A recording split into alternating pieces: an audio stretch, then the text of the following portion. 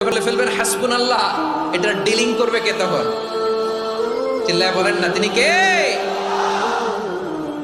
বান্দা তার সাধ্যের সবটুকু চেষ্টার পরে নতজানু হয়ে যখন বলবে হাসবুনাল্লাহ, আল্লাহ তুমি আমার জন্য যথেষ্ট, নে'মাল ওয়াকিল, তুমি আমার শ্রেষ্ঠ অভিভাবক, তখন তার কি দরকার না দরকার এটা ডিল করে স্বয়ং আল্লাহ।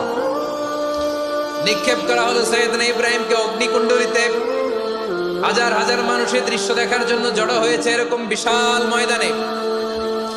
কিন্তু কি অবাক করা ঘটনা, সবাই ভয় পাচ্ছিল না জানি কি হয়ে যায়। আল্লাহর খালিলকে যখন আগুনের কুণ্ডলিতে নিক্ষেপ করা হয়, আল্লাহর খালিল ইব্রাহিম, ও আগুন খবরদার, সৃষ্টির শুরু থেকে তোকে একটা ধর্ম আমি বাতলে দিয়েছিলাম, তোর ধর্ম, আগুনের ধর্ম হলো যা পাবে জ্বালিয়ে সারখার করবে।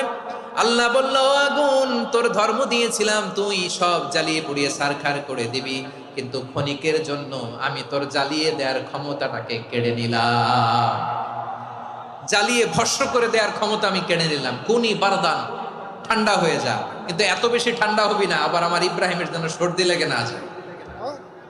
সুবহানাল্লাহ, এত আস্তে বললে হবে?